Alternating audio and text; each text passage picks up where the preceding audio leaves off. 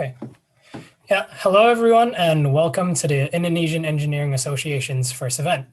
Here at IEA, we look to support and connect students from all engineering disciplines, and this talk is only the first of many to come.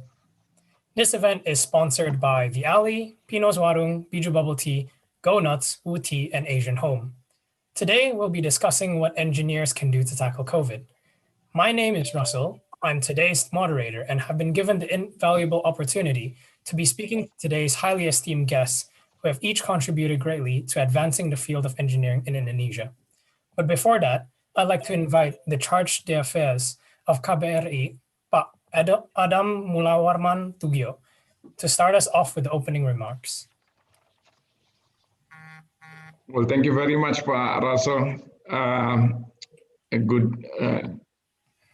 Good afternoon for everyone joining this event today. Assalamualaikum warahmatullahi wabarakatuh. I hope everything's as well, and I understand that we are now facing a second wave of COVID, and I hope that all Indonesian students and diaspora here in the UK and Ireland are well, and please kindly following the health protocol to ensure our well-being. I'm pleased to welcome you to our webinar this afternoon, and I would like in these special occasions to welcome research persons, Dr. Heru Dewanto, the chairman of Institute of Engineers Indonesia, PEE, dan Pak Dr. Bagus Mulyanto, coordinator of UK Indonesia Consortium for Interdisciplinary Sciences atau UKSIS. I'm very proud to acknowledge the initiative by Indonesian diaspora here in London. They are very active in promoting not only a relationship between Indonesia and our partner in the UK through their discipline, through their particular expertise. In a part of it, I think this is a good initiative.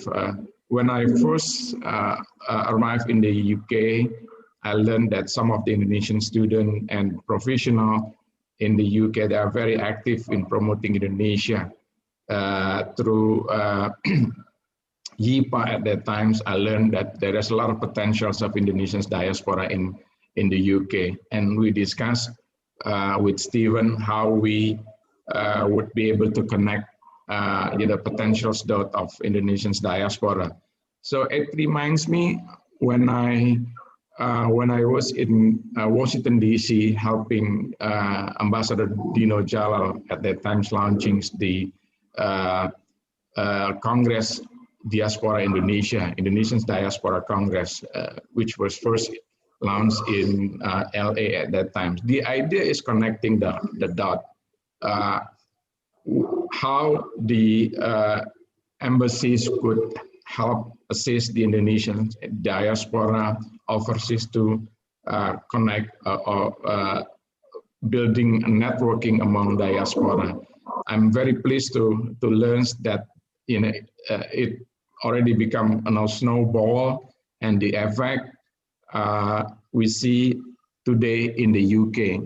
Not only YIPA, GIPA, UK Indonesia consortiums of interdisciplinary studies, and today also we learn the establishments of Indonesian Engineering Association atau PEE,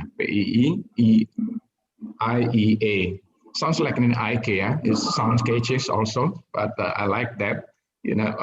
It's really to remember. Indonesian Embassy in London, we always support diaspora, Indonesian diaspora, with a lot of activities.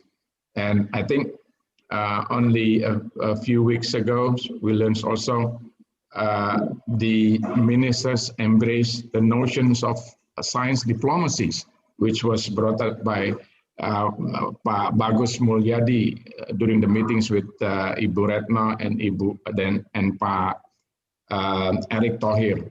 So they were welcome the idea of having science diplomacies, and I guess now it's become more relevant while the world's now working together in trying to overcome the challenge posed by COVID-19.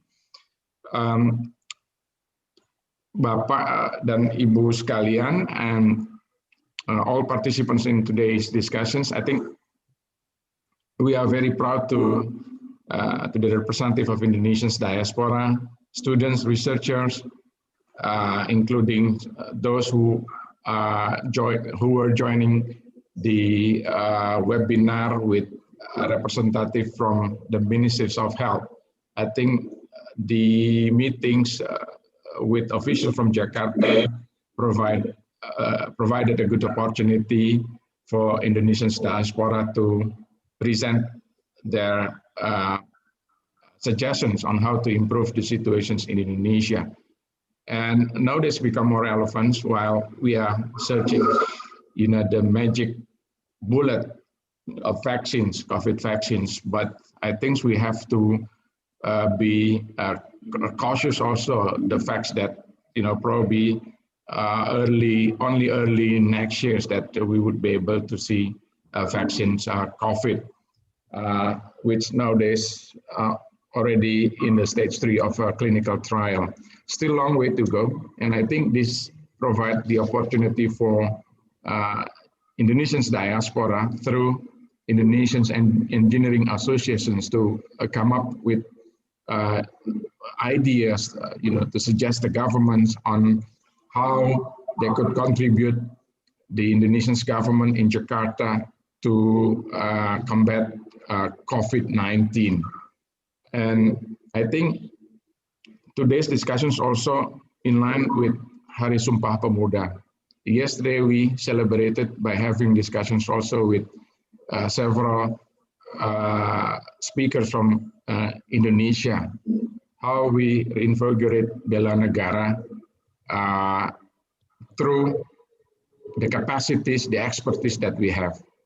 Bela negara, we discussed yesterday, I think it is not only in forms of military, drafted in the military activities, but we should interpret in the wider sense, allowing the Indonesian diaspora through individuals' expertise can contribute to help Indonesia. We hope the spirit of unity and cooperation, as we know as gotong royong, must continue to be instilled in all Indonesia diaspora abroad. With that spirit, we are putting a high hope to our youth in responding to the nation's challenges, including the works together against COVID-19.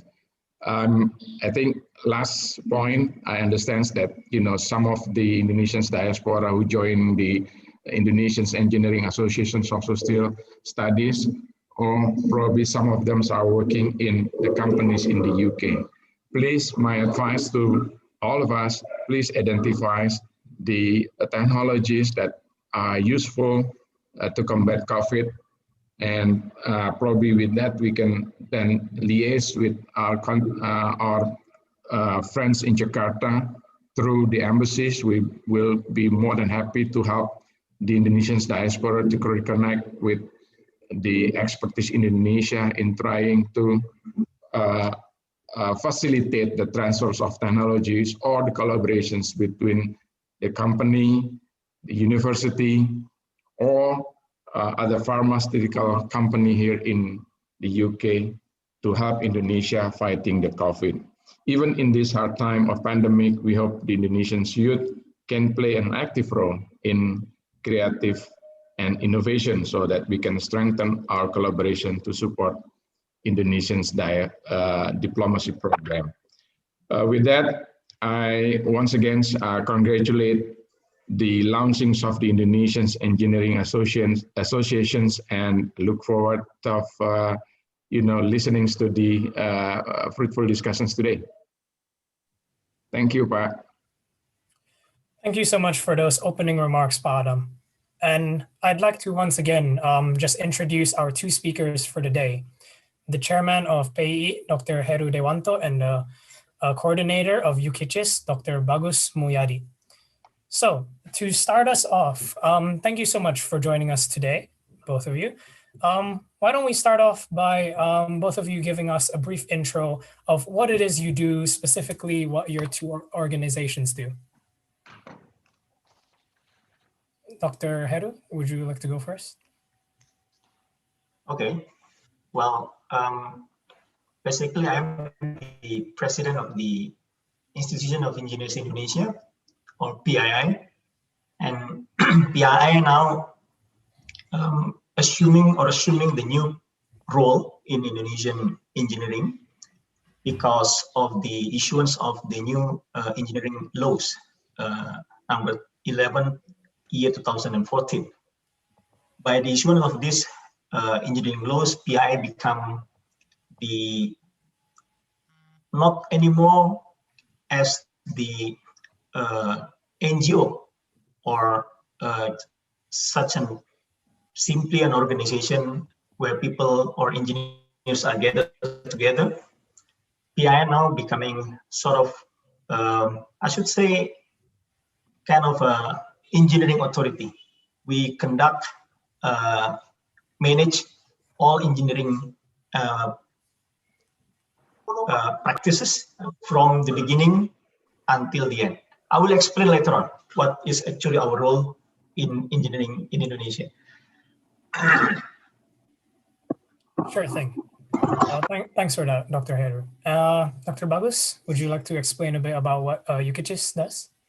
Thanks very much, the moderator. I would like to greet the Honorable Pak Heru Dewanto. Good to see you for the first time, I think. Pak Adam Tugio, friends and colleagues, brothers and sisters, really.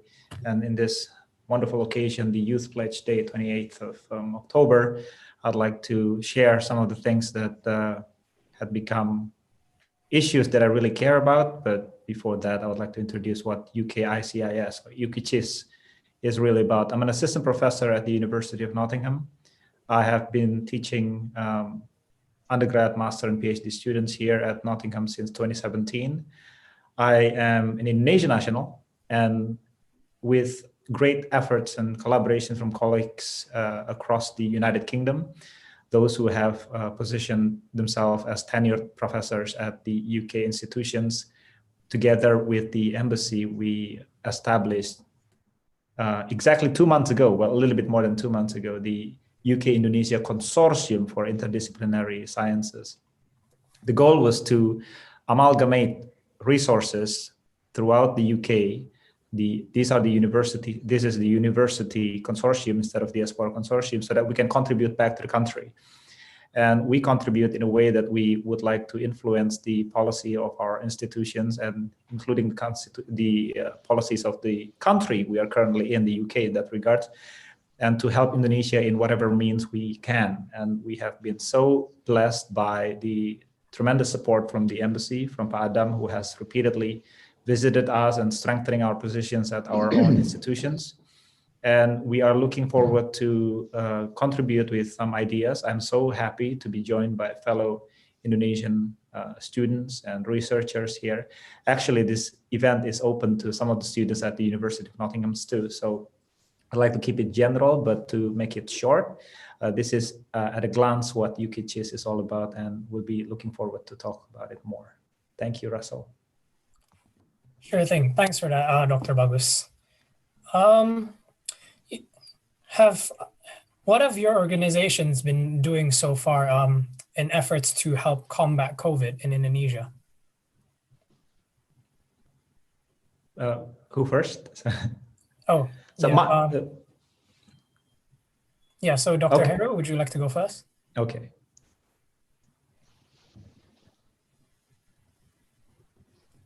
Dr. Heru, you're still muted. Okay. What we have done so far, basically, as acknowledged by the Minister of research and technology. First of all, we conduct what we call it as the learning center, where we do the knowledge sharing among engineers and innovators, technologists, how we face the COVID-19 and all the aspects related to it. And then we do also an in-depth study over 26 engineering sectors in Indonesia. This is a reflection, also a reimagination, as well as a redesign of 26 engineering sectors. And then we also conducted development of ventilators, and it is under technical and clinical trials now. We did also research and development on face mask. To our surprise, face masks in Indonesia mostly are imported, and we just acknowledge that we don't even have a filtration test facilities for small particle in micron sizer. And then we also conducted installation of air sterilization, air and surface sterilization in public transport in Jakarta, including, among others, the MRT, the Transjakarta, and Jakarta commuter trains, and also Jabodetabek trains. And then, most importantly, actually, we conduct what we call it as the transformation of engineering arrangement in Indonesia. I explained earlier that PII before was a sort of non-government organization, and we practice a lot of things related to engineering. Even we organize certification, but even though this certification is acknowledged and considered as a mutual at the ASEAN as well as Asia Pacific, but this certification has no legal or social effects because there was no regulation. But since 2014, the engineering laws was issued, and then in 2019, which is last year, the government regulation was issued. With that, the engineering laws becoming in effect, and since then, PII transforming itself from an NGO types to become a kind of a engineering authority, if I may say so. Because before, when we are talking about engineers, and then we are associated with Sarjana Teknik, and this is produced by the universities, higher educations. And now, basically, engineers is taken care of by PII in collaboration with all universities, technical universities throughout Indonesia for engineering education, because we do what we call it as the accreditation for study program in all universities in Indonesia through Indonesian Accreditation Board of Engineering Education, which is established by PII. And then we do also in collaboration with universities to do the profession engineer education, and then we conduct also certification of engineer. Now in Indonesia, based on these new laws, all engineers are required to have registration number to practice engineering. Without this registration number, you cannot practice engineering. And to obtain such a registration number, then you need to have you need to be certified. Having said that, then certification issued by PII and registration issued by PII is becoming mandatory to all engineering all engineers practicing engineering in Indonesia. And this is a major transformation in engineering practice in Indonesia, and we are in the middle of conducting such a transformation. And then we also involved in the establishment of sort of a strategy for development of defense industry, because now the government really keen to have a independency in the industry, and it seems that we need to start from the defense industry. I think in short, that's all that we have done so far during the pandemic as a PI, as an organization. But I have to mention also that besides that, many Indonesians, engineers, innovators also involved in many creation of innovations and inventions. And I think there is a list of innovations that created, developed during the pandemic. And basically, I have the list of these inventions as quite a lot of contribution from Indonesian engineers. Basically, we are not just sit back and relax and becoming audience of the pandemic, but we are the active players in trying to resolve the problems in Indonesia. Thank you so much for that. It's great to hear how much your organization is doing, not just to combat COVID, but for engineering in general. Dr. Bagus, would you like to tell us a bit about how UKCHIS has been trying to combat COVID? Yeah, sure. Thanks very much. It's quite an eye-opening remark there from Heru, saying that Indonesia doesn't even have the capacity to produce its own masks and other essential equipments necessary to combat COVID-19. So COVID-19 in itself is an interdisciplinary problem, and it's not just the role for paramedics and those health protagonists to combat it. It's a problem for all of us. And I would like to direct our attention to not just focus simply on COVID, because as a country, especially this is in relation to 28th October Sumpah Pemuda, is to set our sights towards problems that might occur in the future. I think there will be a lot more problems akin to COVID. Well, hopefully not, but there will be COVID 2021, God knows, I don't know. But the underlying structure of the problem is that it is both scientific problems and also a diplomatic problem. And that, I think, if I want to evoke a little bit of thinking from you, looking at the recent visit by the two ministers and one Secretary General of Health, is that, you know, COVID isn't to be solved by simply knowing everything about the scientific substrate of the problem, but also it's a diplomatic effort. So even if you get the money, there's no guarantee you could get the means to eradicate COVID in your country.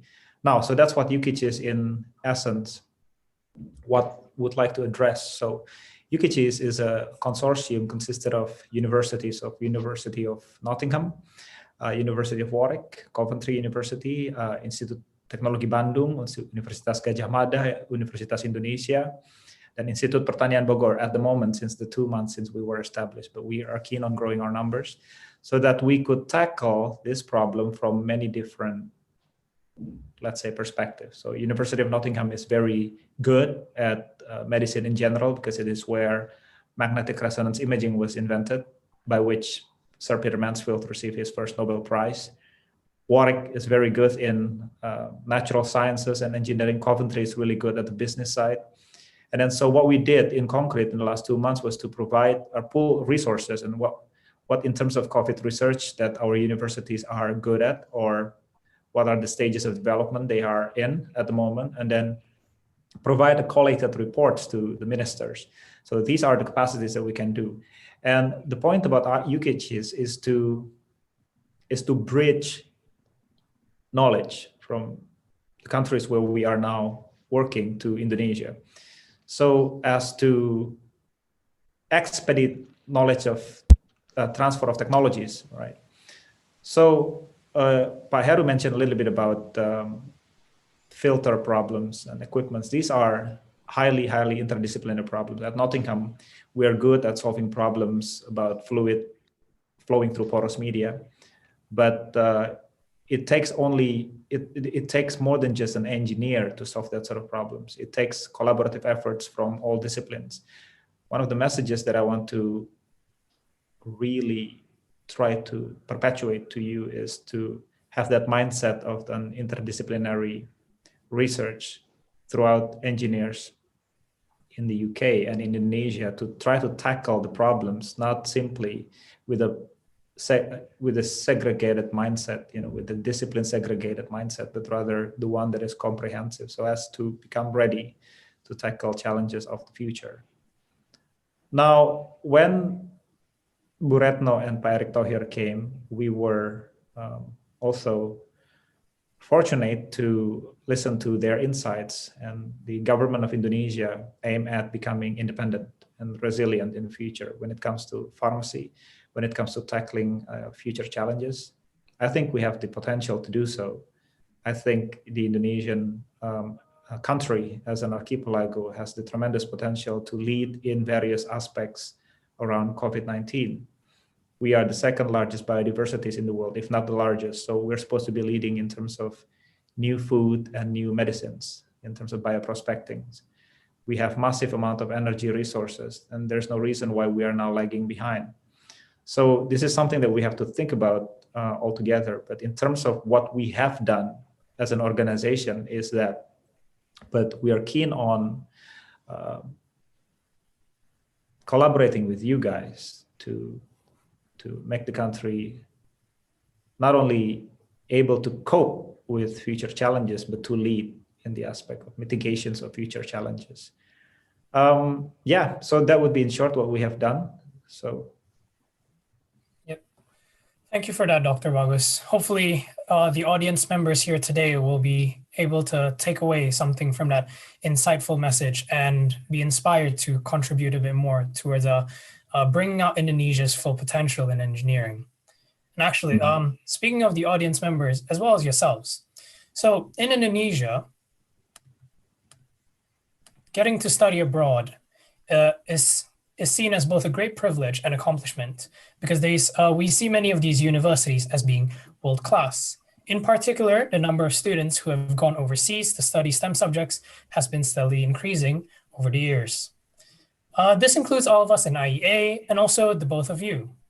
So how do you think this experience of studying overseas has helped you both in shaping what you have done so far for Indonesia? Dr. Heru? Well, if you're talking about experience of studying abroad, I did my study in before I did it in England. I was studying in Austria for railway engineering. Basically, I'm a transport-based engineering student, and I spent quite some time in Innsbruck, beautiful city of Innsbruck in Austria. Well, I studied not only railway engineering. I had the chance to learn how to skiing and snowboarding at the time, and I was a fresh graduate basically, and that was one of the finest time in my life. And then I continued my study in UK in Leeds University, and I studied transport planning and engineering. And I should say that since I spent my youth in European countries as a young single and bachelor, then I should say that I took a deep dive into the British and Austrian culture. I learned a lot of things, including the culture, the mindset of the people, and everything like that. And that becoming quite an experience, and it helped me a lot in my career, since I also spent sometimes working in London at that time. But then when I continue my career in Indonesia, I find it very useful, and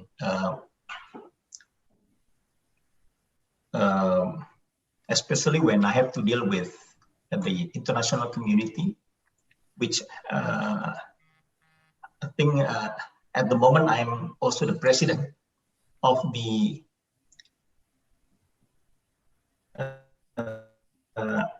Association of Engineering Education of Southeast East Asia and the Pacific.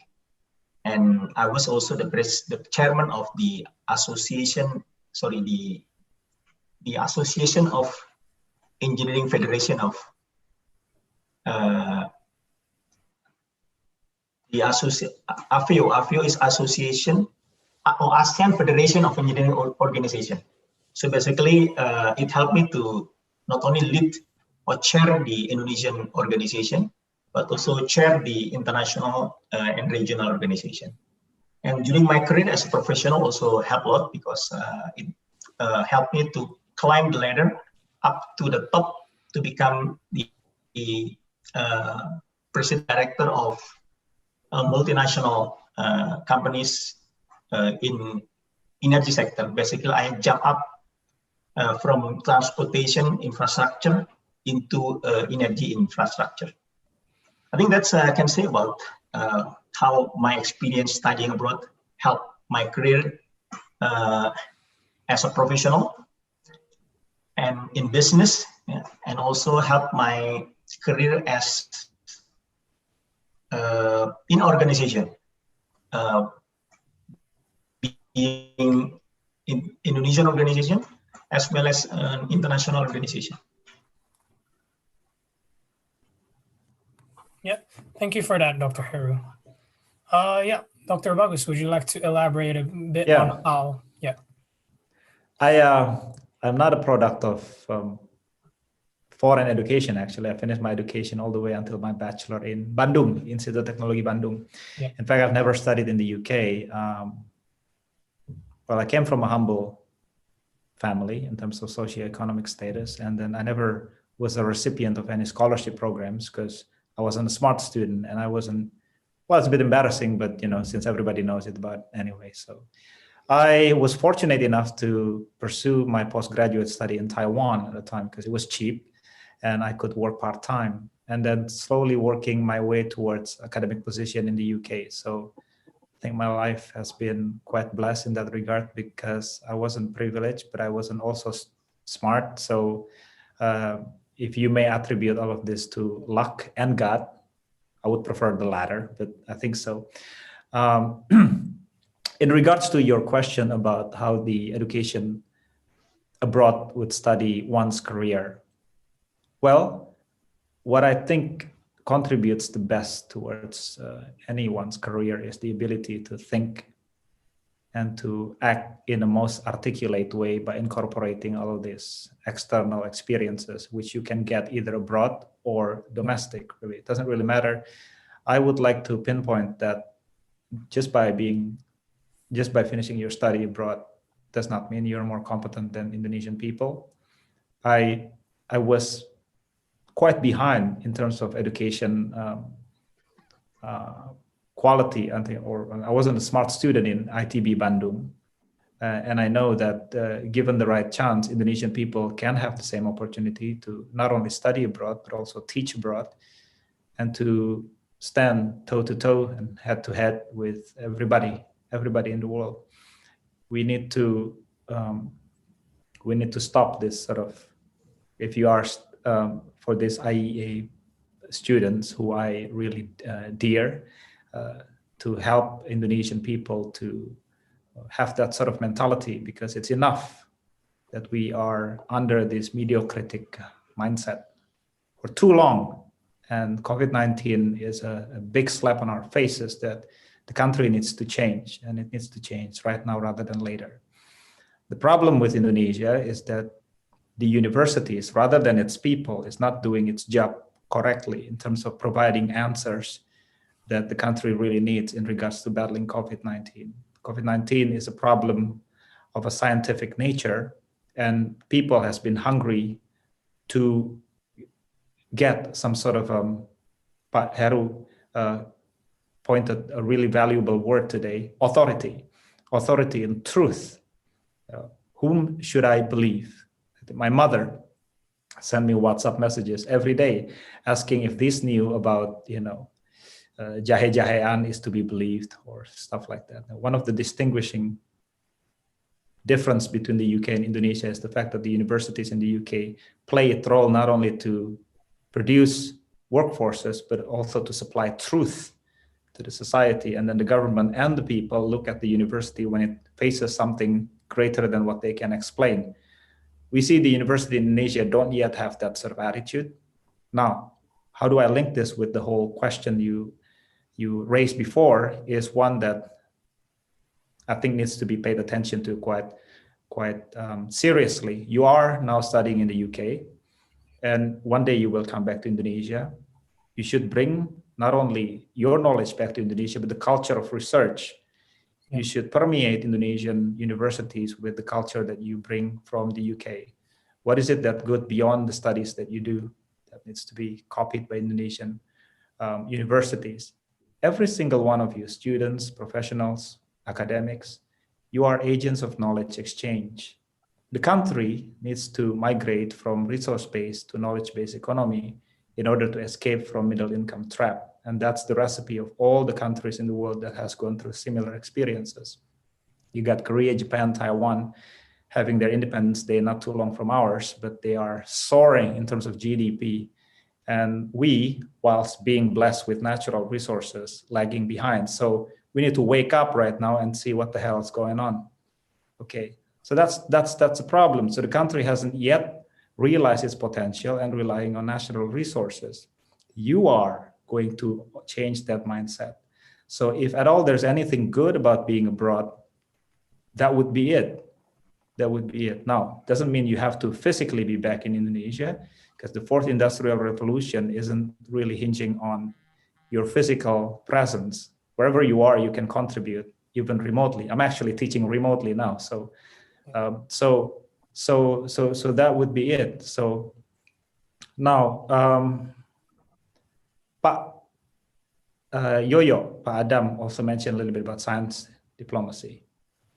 Now, Indonesian diplomacy also needs to change from the one that relies heavily on natural resources, culture, which is fair. I mean, we have great cultures, we have great heterogeneity in terms of culture, languages. We've got 700 languages, but that needs to change. The Indonesians shouldn't be known merely for great dances and great culinary and not great, beautiful Bali Islands, but you are tasked with an enormously big burden to change people's perspective about Indonesia, so that when the Indonesian word comes to the surface, the first idea about the country isn't dances, but the new technologies.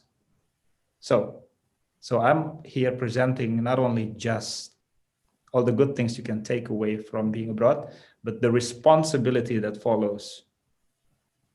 Now, so back in 28th December, 28th of October, many decades ago, a lot of people under tremendous stress at the time gathered and pledged their oath. They have one country, they have one language, and they are one in essence. And so what are we going to do today?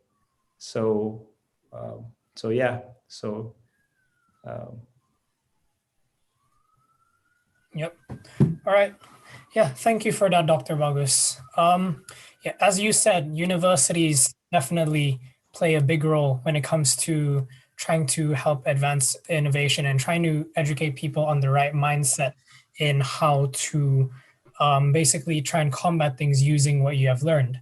Actually, if we look at the PENTA HELIX model, which has recently been popularized, we can see that there's definitely a connection between everything: media, academicians, business, government, and the community. So as you have said, in IEA, we have a duty to serve as a bridge between Indonesian academicians in the form of students, researchers, trying to link them up with the larger community of engineering in order to increase their awareness of what issues there really are, and how they are able to contribute to it themselves. In terms of on the PENTA HELIX model, where would you say both of your organizations place in this model, and how have you been using this model to kind of focus your efforts? Dr. Bagus? Yeah, thanks very much. So that's a really good concept, the PENTA HELIX, which is quite popular. Now, I mentioned a little bit about the strategy for the country to migrate from resource-based to knowledge-based economy. And the pillars of knowledge-based economy, as far as I can muster, would be three big pillars. And that would be the capacity of a country to produce new knowledge, and that would be within the responsibility of universities or research institution or PII to come up with new research papers and therefore come up with novel technology. So that's one. And then another one would be to improve human resources and the capability of human as agents or carriers of knowledge to be trained, to be skilled, to use that knowledge and to come up with some innovation. Okay, well, that's the first two pillars.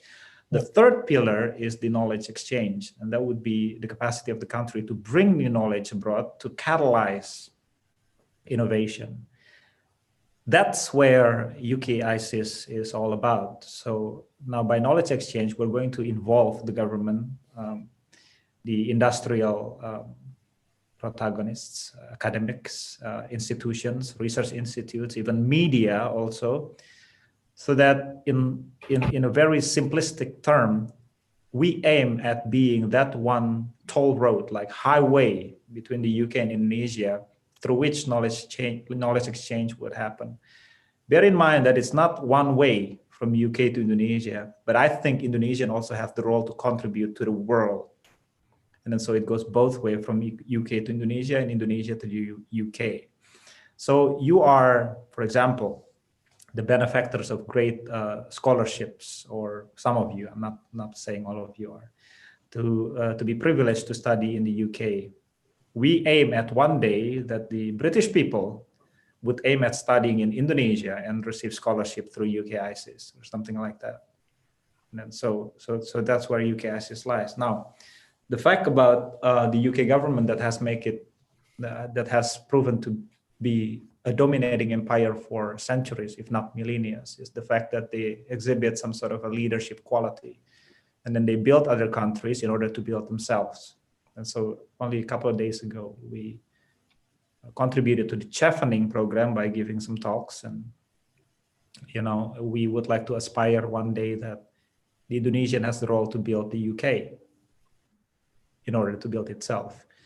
Now, so, and the dimension of diplomacy is definitely there, thanks to UK ISIS having great contribution from the embassy.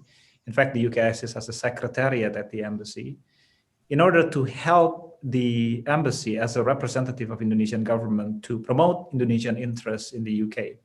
So the idea is that for the UK ISIS to improve trade and investments to Indonesia via science. Now, this is something that the UK has been exceptionally good at through Royal Society and through Francis Crick Institute, you name it. There may be universities, of course, Oxford and Cambridge. So the idea is that this is apart from having a lot of numbers of international students come and contributing tuition fees. This goes beyond that, okay?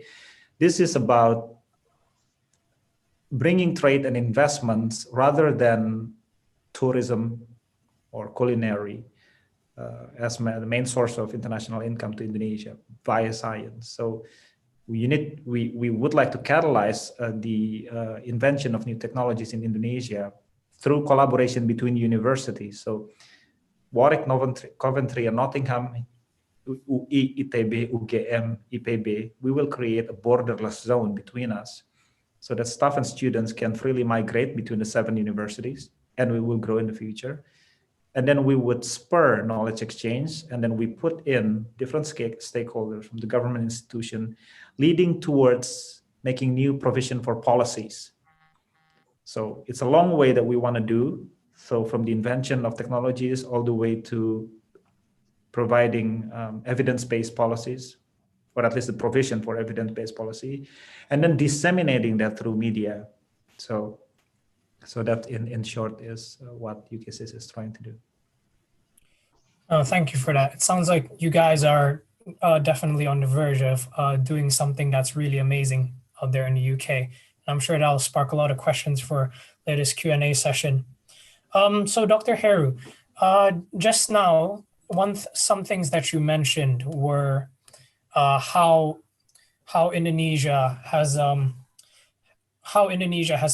been trying to combat COVID, and how we have how our mass production has been, how our swab test production has been, how the air filters have been. Many countries have experienced great difficulties in trying to keep up with the fast-spreaded virus, as I'm sure all of you already know. So the limitations in manufacturing, as you mentioned just now, have caused some of these essential equipment to lag behind the growing demand. As student engineers, how do you think it is that we can eventually contribute towards improving this?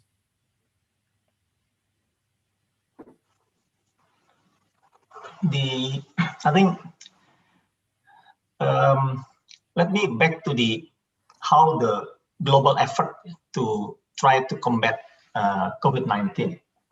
And I should say that the global community, especially the global engineers community, including especially the biotechnologists and bioengineers and so forth, should collaborate, work hand in hand, and I should propose the term of co-opetition. It is a cooperation among competitors. In one end, I can see that the world is having stronger solidarity, cooperation, but at the other extreme, there is also fierce competition. Whilst part of the world is working together, another part of the world is basically competing to each other. When it comes, there is only one answer to that: the global collaboration and global competition, cooperation among competitors around the globe to tackle this COVID-19. And the game changer basically is the vaccine. Now, when it comes to Indonesia,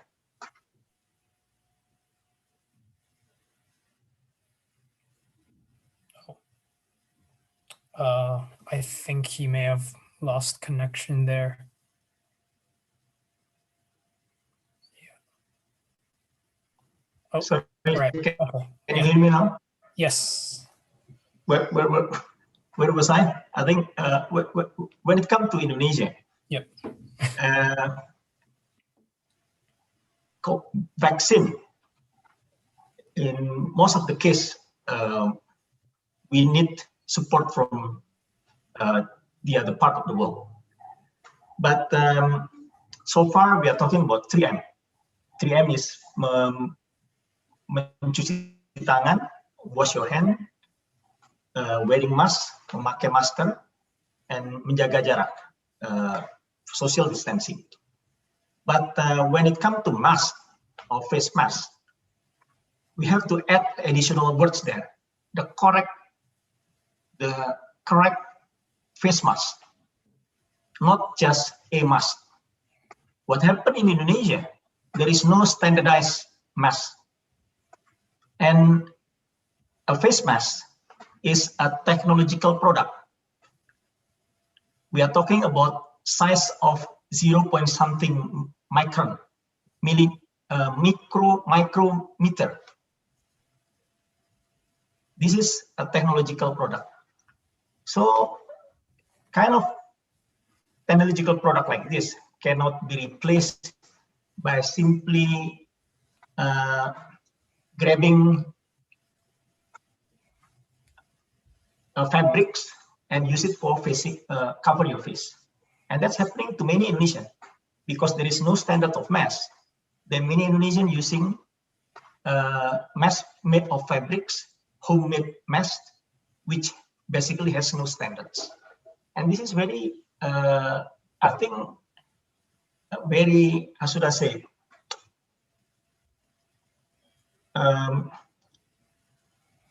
very not safe, for not saying it's quite dangerous.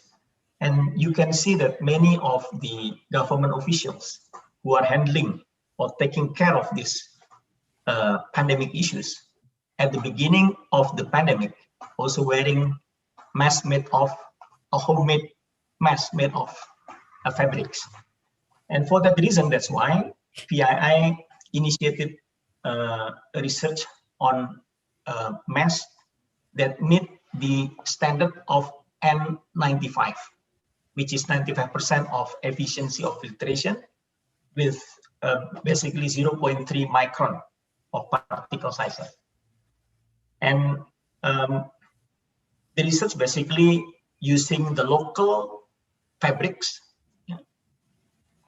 combine hybrid that can match the efficiency of filtration as the N95 standardized mask. I think this is a key importance for Indonesia, and this, as long as everybody wearing masks with the standard of N95, then I should say also this can be a game changer to tackle the COVID-19 in Indonesia. I don't know, in many other countries, wearing masks can be considered as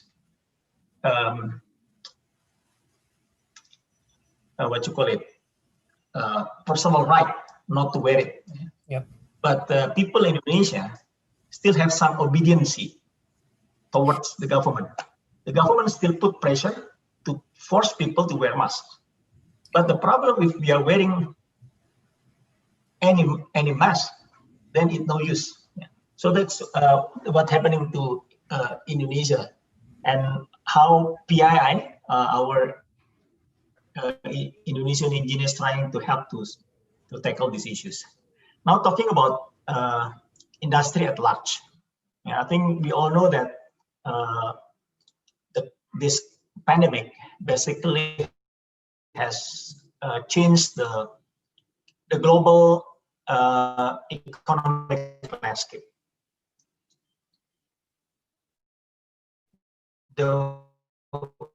One of the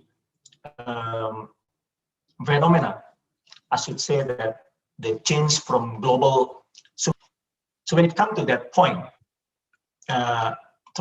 started to apply the politics of interventionist and a bit more nationalistic to protect their own interests. Having said that, this is the time also for Indonesia to put the national interest first and take this opportunity to develop our national industry, the import substitution industry.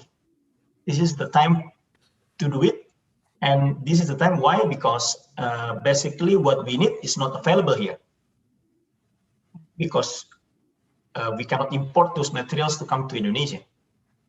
Then there is only one way: we have to do it ourselves.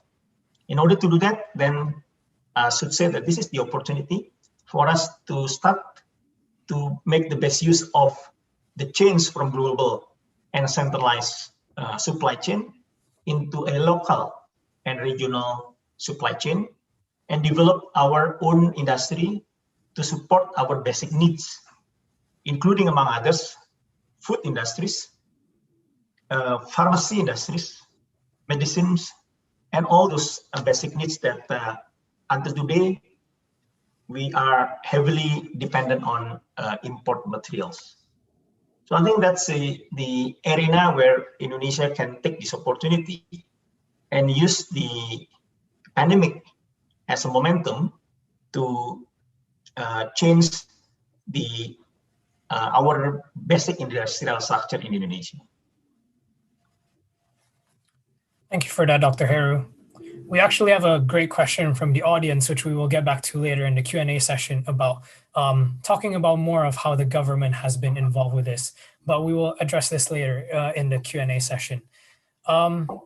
So back to you, Dr. Bagus. One thing that you mentioned just now was the idea of the fourth industrial revolution. So we are currently in the fourth industrial revolution where we are trying to automate most of our industry. Where do you see Indonesia's stance in this? And what do you think would be the biggest challenge for local manufacturing in taking the next step towards automation, even with how, as you have said, the COVID crisis has accelerated progress with the need for remote work? Oh, Dr. Bagus, you're still muted. Apologies. It's a beautiful term actually coined by Klaus Schwab I think it was the World Economic Forum when the first time the Industrial Revolution 4.0 was uttered and therefore gained international notoriety of that sort. We are in the UK, by the way. We are so fortunate that this is the country where the first industrial revolution took place. It was the invention of steam engine, which changed the way people make things forever. And then the second industrial revolution marked by the invention of electricity and then internet for the third industrial revolution took place. We've got a lot of problems now in Indonesia. Here is why.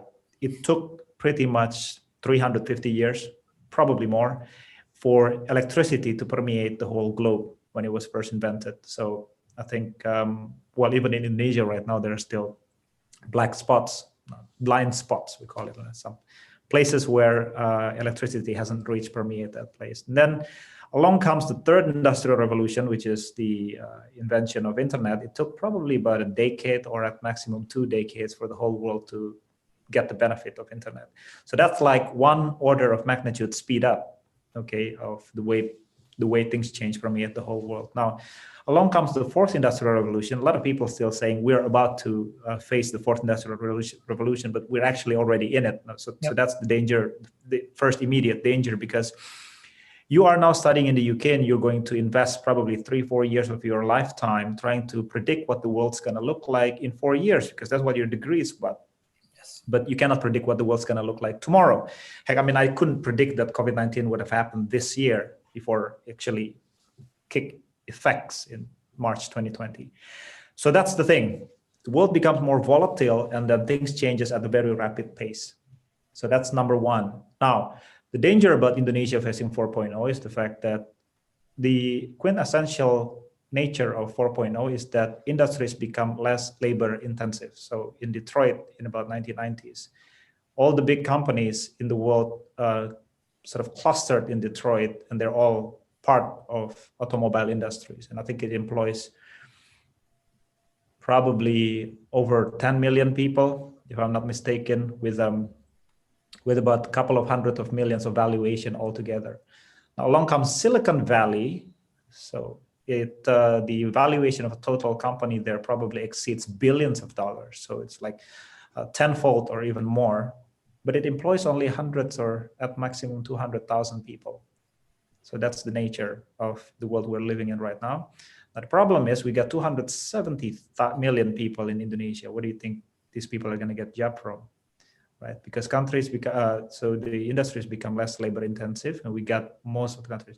In the bygone generation, this would be a tremendous benefit. The country who has the most people would have the most labor, and then therefore, padat karya and all that stuff gain notoriety. So here's the thing: are we going to be producer in this new world, or are we going to be consumers? So that's a great danger in there, right? And then I am teaching at chemical engineering now. Now, the term chemical engineering, or I actually studied mechanical engineering when I was in Bandung. is the term used by the bygone industrial revolutions, right? You think about Henry Ford in some parts of the world need some mechanical engineers to fix some carburetors or something like that. And so I studied mechanical engineers because they need laborers to work in that field. And thus the name mechanical engineer. Aerospace engineers typically go to aerospace industries, chemical engineers build factories, and so forth. Now, Industrial 4.0 would see a new career being invented, something like this. So you would imagine factories moving from centralized location to home, and then you would find small industries probably manufacturing human organs using additive manufacturing, like 3D printing. Okay. Now you should ask yourself, so if you want to be leading in the market in that regard, what you should study? What should you study in the first undergraduate degree of yours? So you're going to produce human organs, so you better be good in biology. You better be good at engineering and design and also marketing too. And these are companies that probably employs less than 10 people. So this is already happening in the UK, and then that's the nature of Industrial 4.0. So what you should study? Should you study mechanical engineering, chemical engineering, or what? You should study everything. So that's the thing. So the danger is this: even in the UK, the university hasn't caught up yet with the nature of Industrial 4.0. The university lagged behind in terms of predicting what the skills are needed in the fourth industrial revolution. In Indonesia, it's even worse at the moment right now. We're talking about academic sector only, right? Because we haven't got the notion of research yet. Indonesian universities are great in terms of producing human resources, but in terms of culture in research, it hasn't yet developed yet. We got 4,500 universities, and all the Big 10 ranked universities concentrated in Java Islands. Only those in Java Islands that has most of its lecturer had PhD degrees. Less than 15% of 4,500 universities have lecturers that have carried out research themselves. So these lecturers taught curriculum that has expired, really.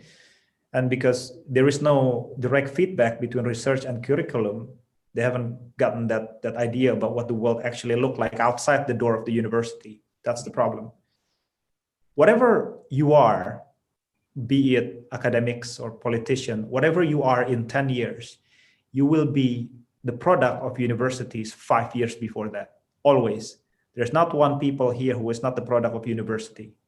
Every single one of us have been at the university classroom. So you could already predict what's going to happen in 5 years based on what's happening in the universities, always. Every new political ideas, whatever, it all started at the university door. So, well, I'm not going to conclude what the problem we're facing, but you could pretty much postulate the gist of the problem we're facing. So, yeah. Yeah, thanks a lot for that, Dr. Bagus. That's really given me, and I'm sure a lot of the audience who are currently studying in university, something to think about on how we can really use our university time in university well, and how it will really contribute towards our futures. So yeah, just before we get into the Q&A session, as some of you may know, today is actually Indonesia's Youth Pledge Day. So to wrap things up, Dr. Heru and Dr. Bagus, if you had to briefly say a short takeaway for people, like one thing that they could take away from this chat that we had today, what would it be for these youths in the audience? Dr. Heru, would you like to go first? Yeah, since we are talking about just now revolution, industrial revolution 4.0, I would like to say that you know, this pandemic basically accelerating the need for digital transformation. And when it comes to digital transformation, what we need first is actually the infrastructures. And for that reason, I think Indonesia needs to expedite the development of digital infrastructures in Indonesia. And for that reason, I think the need to have intranet networks, which is independent intranet networks, I should say, is key importance for a country like Indonesia. Now, basically, we're using the US intranet network based in US, operated by private companies in US. And the case of Crimea is an example how vulnerable a country, if its digital infrastructure is actually not independent. So this is the key importance before we can, accelerating the digital transformation. And digital transformation is indispensable. We have to do it. And now at the beginning, when we are talking about industry 4.0, many industries made a small start when it comes to digital transformation.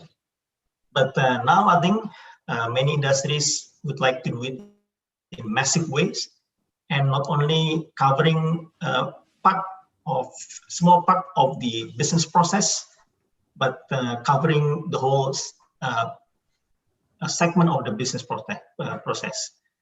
Having said that, that's the direction of the global, which is moving into the perfect digital and what you call it, the pervasive technology. Then I think for us, especially for young engineers, young students, we need to go through that direction. And as a president of PIA, I should say that for the importance of Indonesia to be able to compete in the future, we have to be able to enter into the new arena of technologies. I should say it is a bit too late for Indonesia trying to compete with countries which already advanced ahead of us for many years, almost 100 years or less, in terms of heavy and advanced technology, for example, in fighting pesawat tempur and all the stuff. Now the time for us to enter into the new arena. If we enter into this new arena, basically we are having a more level of competition footing with many other countries, since it is a new arena. But if we are competing with more advanced countries, more advanced industries, then we are kind of shooting the moving target. When it comes to Indonesia, I should say that Indonesia is not doing so bad. I should say doing quite well. For the last 5 years, I think at least from 2014 to 2019, Indonesia has basically made quite a tremendous achievement in terms of making I should call it kind of a infrastructure jump. And that achievement basically put Indonesia as one of the candidates to enter into the big five of the world economic power in 2030. This is predicted and forecasted basically based on the GDPs and so forth by many international institutions, including among others are McKinsey, Standard Chartered, PricewaterhouseCoopers, even World Bank and IMF, which predict that Indonesia would be entering into the big five of the world economy. But this pandemic is abrupt change to the global economic landscape. So what we decide, what the country decide at this point of time will determine whether Indonesia will continue its pathway to become the big five of the world economy in 2030, or slower, or never, or faster, or even better. So this is the key moment to make a decision. Therefore, this is the crossroad basically for many leaders of many countries, many industries facing this crossroad of our civilization. So these are the key importance, the key moments, basically that we have to face. And for all the young students, young engineers, I should say that we have to, education, especially engineering education, is not educate for today or just repeating what we have done, but to have to create new things, meaning that we prepare education for 10 years from now or 20 years from now. Therefore, I think we have to enter into this new arena of technology to be able to bring Indonesia to the forefront of the competition, of the global competition. I think that's all I can say. Thank you for that, Dr. Heru. Yeah, Dr. Bagus, what about you? What would be the one key takeaway you would want people to get from this? Well, there's so many takeaways, but at the interest of time, it would be probably one or two. Yep. Now, I think I would like to resonate with what Pak Heru had just said. It is, in fact, what the president has promised us some while ago, that Indonesia is predicted or aim at becoming part of the global Big Four economy by, I don't know, maybe 100 years after Indonesia's independence, 2030, 2045. It's all good. It's all good and wonderful. I just want to make you guys realize something, which I think you already do. If you don't make things, there'll be nothing. Things don't just happen. If you don't create products, there will be no products. If you don't create bottles, there will be no bottles. You have to do something. So you are now, the thing is, what's the best route to get to the first Big Four economy in the world? So economy grow when you solve problems. In the most simplistic term, that has always been the case. People need new lightings, people make lamps, economy grow because new needs are being fulfilled. So you have to pick and choose what sort of global problems that Indonesia has the chance not only to participate, but to lead. Because as Pak Heru had said, it is true, you cannot compete with Taiwan when it comes to semiconductors. You cannot compete with the US when it comes to aerospace. So what is it that Indonesia can compete and be really, really good at? And that's why the Indonesian leadership needs to have that vision. But the problem is that you cannot make a shopping list, and because you got to be focused in your priorities. The problem with priorities is that you will leave out some of the aspects that and you're risking irritating the constituencies of that aspect too. So what are the things that Indonesia has the best chance to be leading the world at? These are renewable energies. Why? Because we're sitting at nearly 50% of the global geothermal reserves. These are clean, renewable energy. Nearly 50% of the world geothermal reserve is in Indonesia. We are leading in nickel, cobalt, and any minerals that is essential for lithium batteries. Okay, that's Indonesia is the biggest resources for that. We are supposed to be leading in electric vehicles and renewable energies. I talked to you about Indonesia being one of the largest in terms of biodiversity. We're supposed to be leading in bioprospecting and producing new medicine and new food products. On the social science front, for example, we're a country of 700 languages and many different cultures. It is very, very difficult to put people with very diverse background under, relatively speaking, stable political umbrella.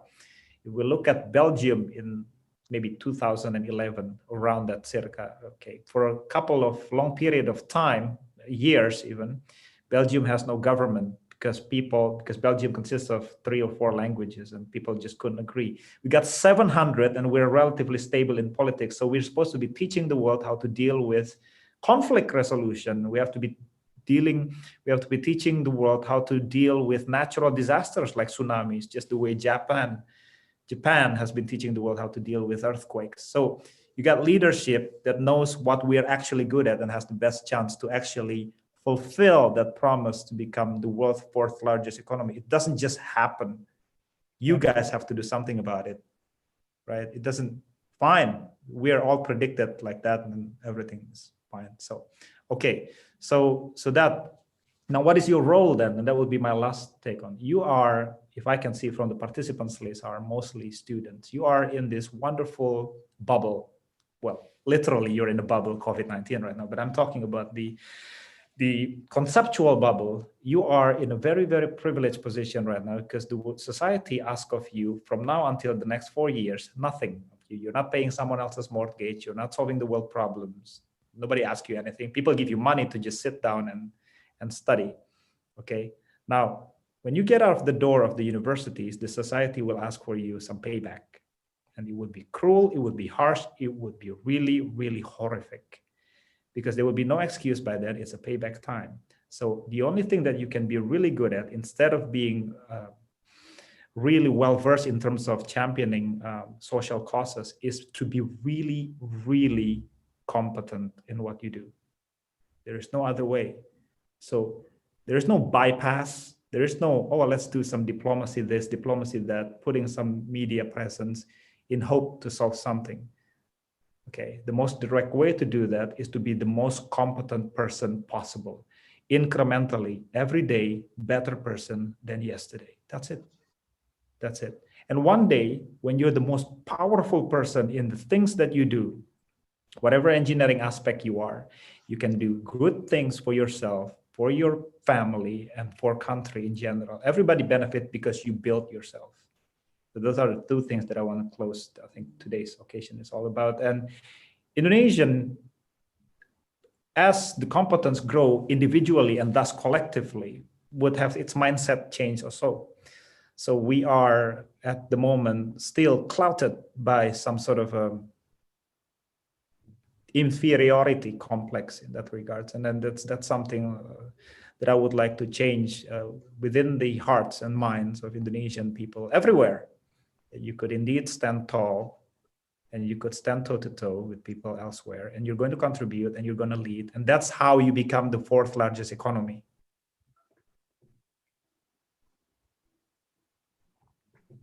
All right. Yeah. Thank you for that, Dr. Bagus. Hopefully everyone was able to catch those two really insightful takeaways from Dr. Heru and Dr. Bagus. And now we're going to move on to the Q&A session, and we've got a couple questions from the audience. For the sake of time, we've picked out a few. So first, Dr. Heru, the question that I mentioned just now related to governments.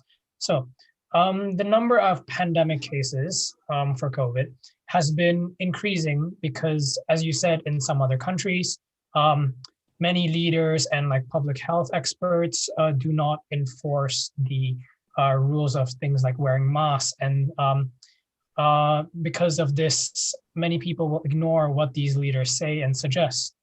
What do you think about this common issue and the government's role in general in relation to weak communications between them and the community?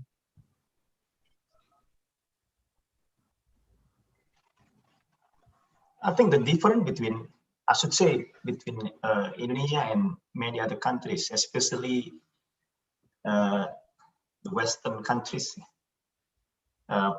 including USA. Basically, the people would consider that wearing masks or not wearing masks, health is their own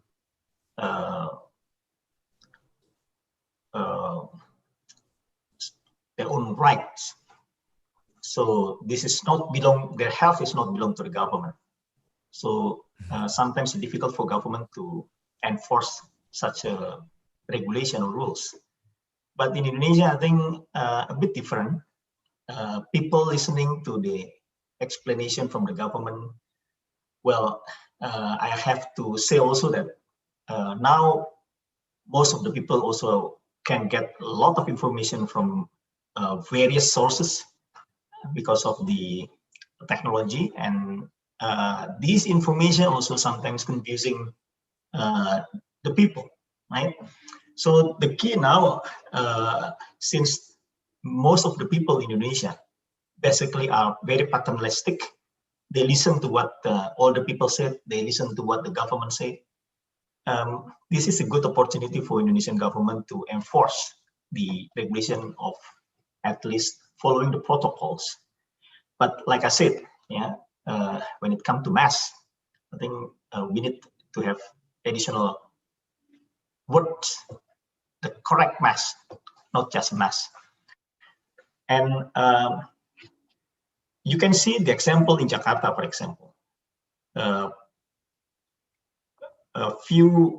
For the last month, the governor of Jakarta pulled the emergency brake and then declared the another PSBB, sort of lockdown, but we call it PSBB. It effectively shown that have shown that the number of the infected reduced. And if I may, I can also share one of the a good graph, basically indicating the number of deaths. And there are two number of death indicator, and the second indicator is the economic contraction in terms of economic growth. So Indonesia performing quite well when it comes to the number of deaths.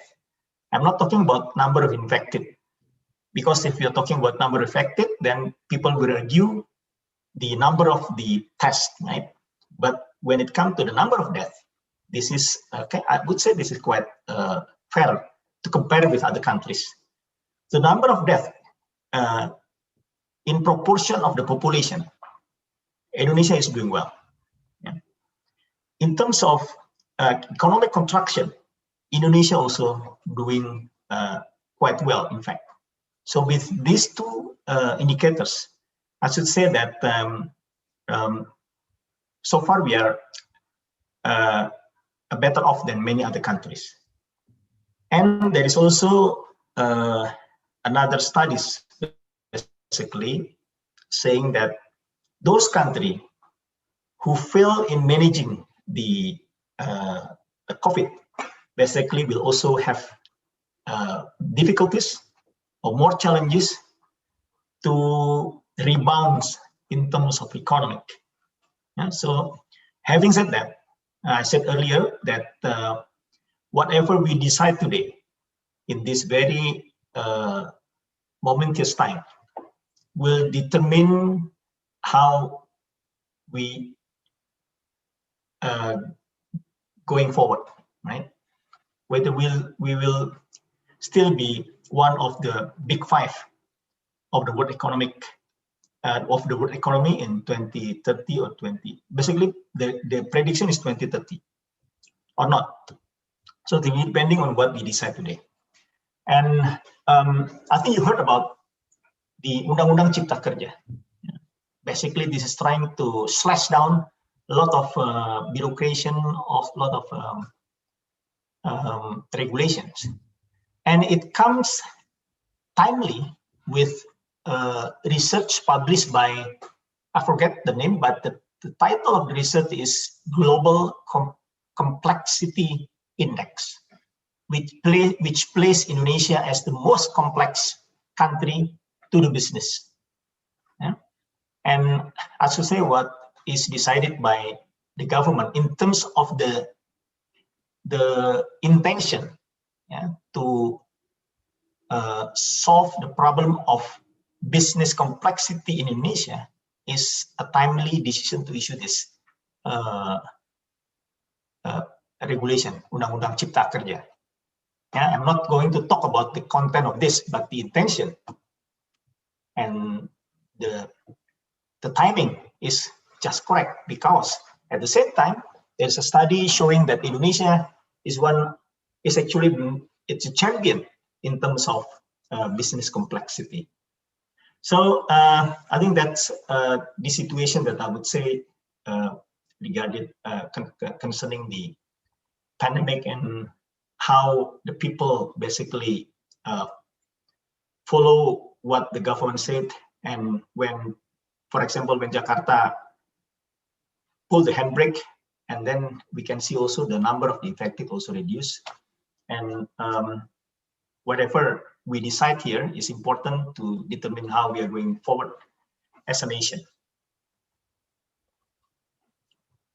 Thank you for that, Dr. Heru. We have another question from the YouTube Live, this time for Dr. Bagus, from Hanifa Widyastuti. I hope I said that name right. So, I studied chemical engineering through PhD, and I'm now teaching in mechanical engineering. From my experience, multidisciplinary education and research is not easily carried out in Indonesia due to system rigidity. Could you please illustrate how educational institutions abroad deal with this issue? Oh, Dr. Bagus, you're still sorry, it's quite the reverse of my own case, because I studied mechanical engineering, now teaching chemical, and then she's the other way around. So that's quite cute. Now, it is indeed true that the Indonesian education system still suffers from what do you call so discipline segregated mindset, let's say. And I think for academics, it's not easy for Indonesian lecturers or professors to progress in their career if they were to venture outside their own expertise, let's say, because of this so-called non-linearity or something like that. So that has to change. And then you got to ask yourself, because today's theme is about COVID-19, what degree should you take to solve COVID-19? Nothing prepares you for that. Okay, so I always talk in regards to my own study, which is earth science. What would it take for people to study their whole life in order to get the best use of Indonesian geothermal system? Well, first of all, geothermal system is very expensive. You need to know where the reserve lies. So is it under my feet? Is it under yours? So the geologists are technically capable of predicting where the location would be. So you have to study geology. And then in order to do that, once you found the location, extracting it would be very expensive. So you borrow money from the bank. The bank would ask you the first thing, how are you going to pay it back? So you're going to model that. Okay, here's how much I'm going to take from that reservoir. And here's the money that I'm going to charge the consumers. So you make that simulation, and then you tell the bank you're going to break even in 10 years or 20 years or whatever years that is, right? So you need to be a mathematician at the same time. You have to be also a computer scientist in order to model that. And then once you do that, you need to, well, unlike oil, which you just take out of the ground, geothermal is something that you have to transfer the heat from and to. So you put water in there, and then the water would evaporate and you take the steam. So as water penetrates the subsurface, it would react with the chemical compounds underneath it. And then the chemists are typically, because she's studying chemical engineering, so probably a bit of chemistry also, right? You can quantify the chemical reaction underneath it. And then after that, you have to sell it. So the business element also plays a role. Imagine how many disciplines are actually collaborated in order to solve even one simple, not simple, but even one problem of geothermal.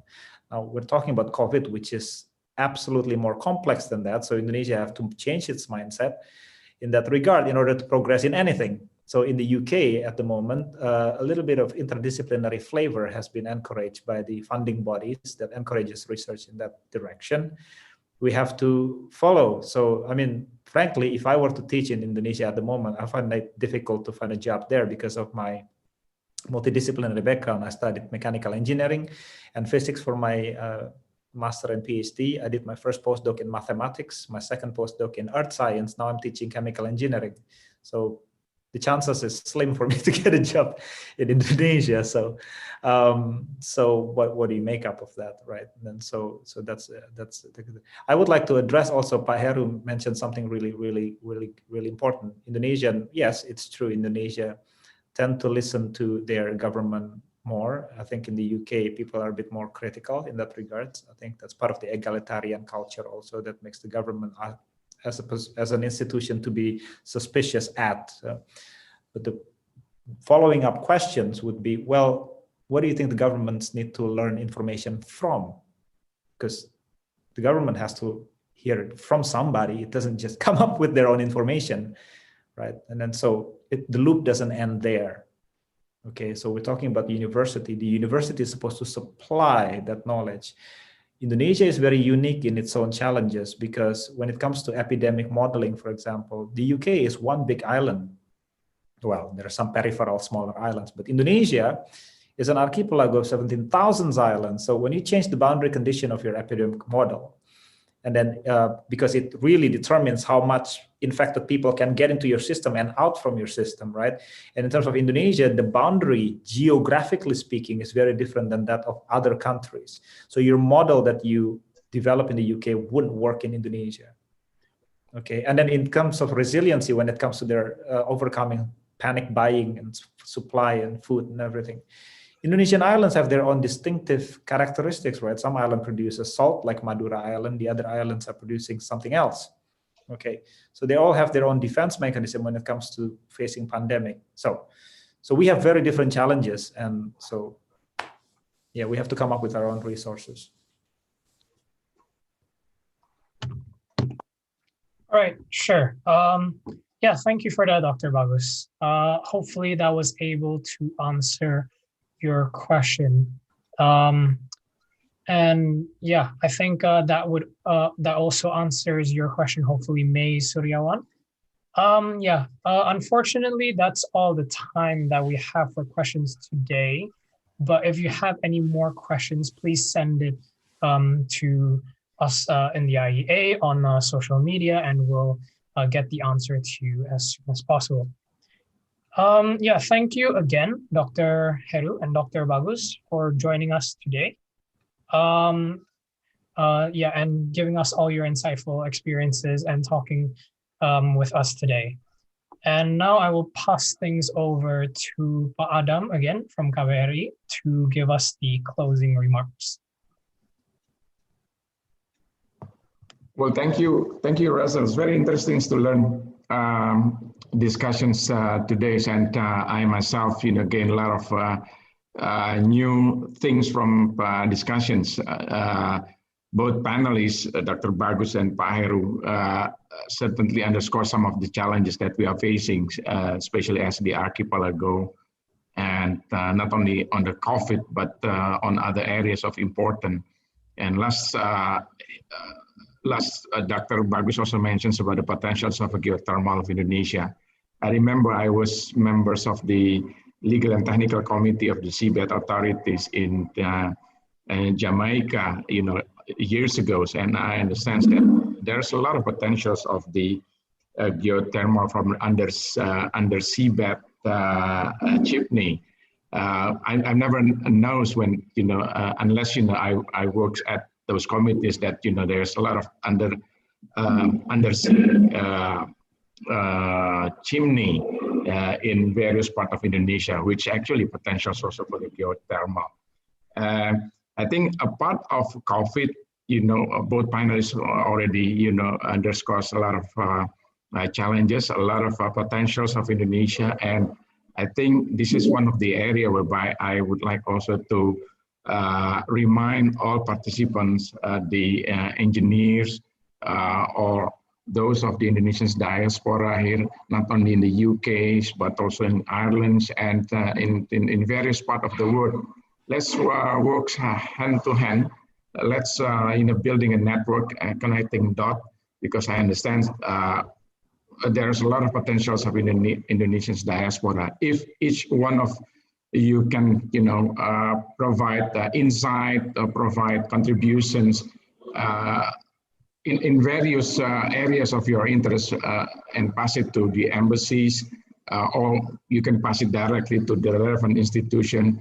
I think that will be good and concrete contributions of all diaspora, all engineering students, scholars of Indonesia and overseas to the Indonesian governments. We look forward to receiving input, suggestions, or ideas from all of you to once again help Indonesia building Indonesia, especially in anticipating a golden years of Indonesia, which is not too far away from now. We already 2021, and I think in a few years to come we will celebrating 100 tahun Indonesia maju. So hopefully